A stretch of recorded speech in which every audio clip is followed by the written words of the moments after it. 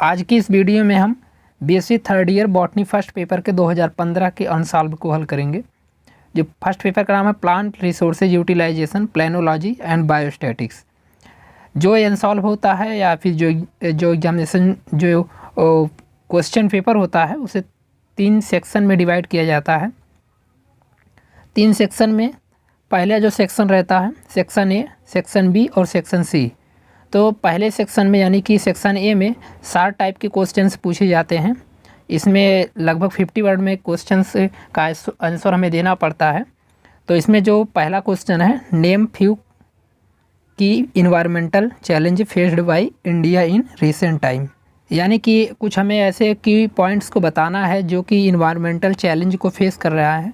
तो इसमें जैसे है जो इसका आंसर है, major environmental issue are faced are agriculture degradation, land resource depletion, environmental degradation, public health loss, biodiversity loss of, reliance in ecosystem, livelihood security for the poor. तो ये सब कुछ इसके आंसर टाइप्स के हैं, तो इसे आप नोट्स भी कर सकते हैं।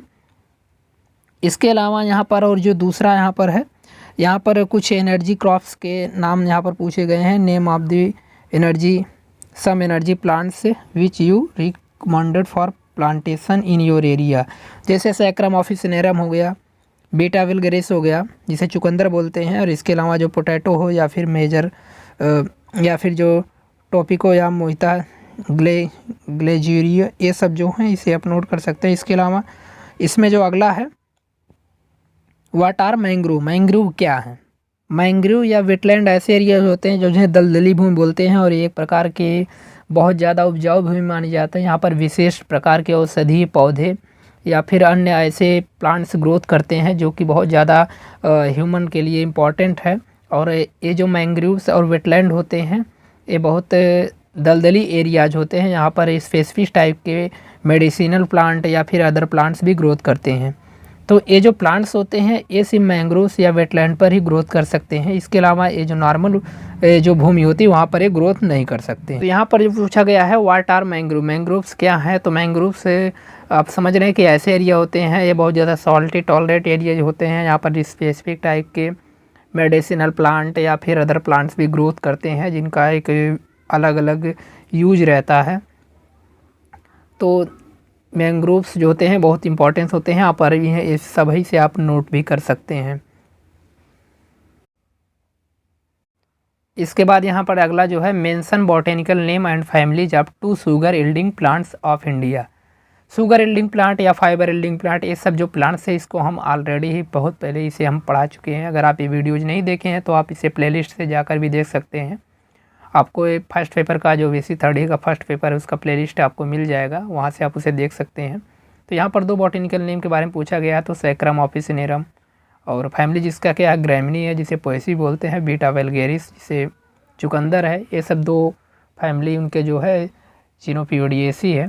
तो ये सब कुछ इनके नाम है। इसके अलावा यहाँ पर मोड के बारे में पूछा गया, डिफाइन द मोड, मोड क्या होता है। मोड इसे आप नोट कर सकते हैं, mode is the value of variate which occur most frequently and in A set of observation. ये जो मोड्स होते हैं ये नंबर इनके वैल्यू जो रहते हैं वेरिएट करते रहते हैं, तो इसे नोट कर सकते हैं। इसके अलावा name of botanical and family of cauliflower, cauliflower के बॉटेनिकल नेम और फैमिली के बारे में पूछा गया है। तो यहाँ पर इसका जन्म होता है ब्रैसिका ओलिरिसिया, फैमिली इसकी जो होती है वह क्रूसीफेरी होती है। इसके बाद जो अगला है वह how you will distinguish N essential oil from A fatty oil. Fatty oil और इसेंशियल ऑयल क्या होते हैं, ये सब हमने ऑयल यील्डिंग प्लांट के बारे में आपको एक वीडियोज में डिटेल से बताया था। अगर आप ये वीडियोज नहीं देखे हैं तो इसे आप प्लेलिस्ट से जाकर देख भी सकते हैं। तो आपको पता है कि जो ऑयल्स होते हैं 2 प्रकार के होते हैं, इसेंशियल ऑयल होते हैं, एक नॉन इसेंशियल ऑयल होते हैं।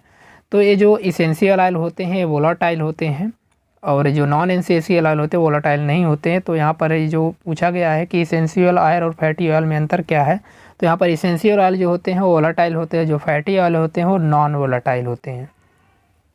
इसके बाद इसमें अगला जो है, give the botanical name family and plant part which give turmeric. Turmeric के बारे में यहाँ पर टर्मरिक का वर्नाकुलर नेम हल्दी है, फैमिली जिंजरबेरेसी है। यह प्लांट एक तरीके का पेरेनियल हर्ब होता है और इसका यूज जैसे कलर में यूज करते हैं। इसके अलावा फार्मेकोलॉजी, फूड में या फिर दवाइयों में भी इनका बहुत ज़्यादा यूज किया जाता है। मेडिसिनल वैल्यू भी इनकी बहुत है।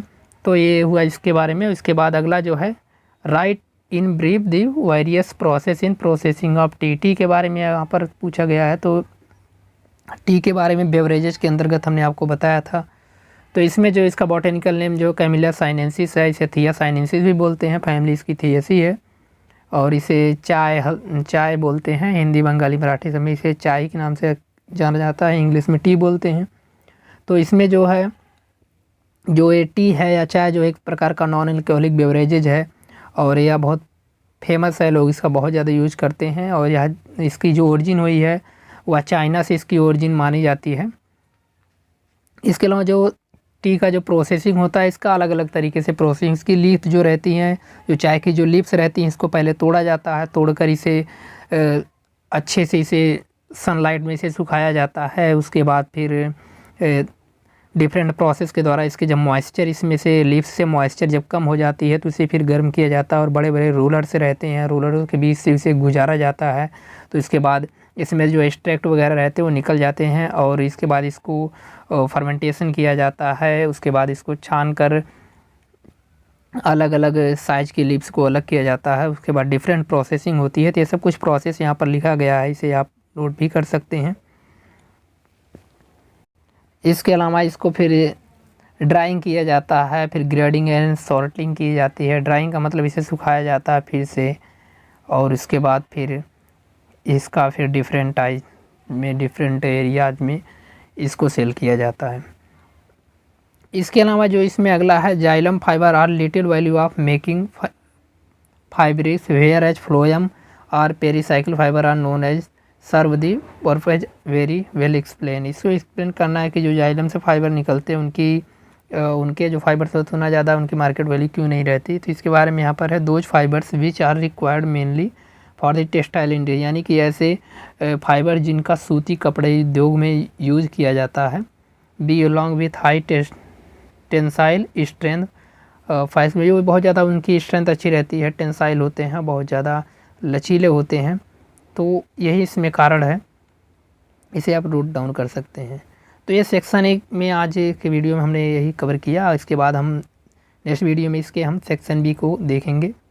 तो अगर ये वीडियो जो आपको कुछ इन्फॉर्मेटिव लगी है तो इसे आप लाइक ज़रूर करें और साथ ही साथ अपने दोस्तों के साथ शेयर करें और चैनल को सब्सक्राइब ज़रूर करें।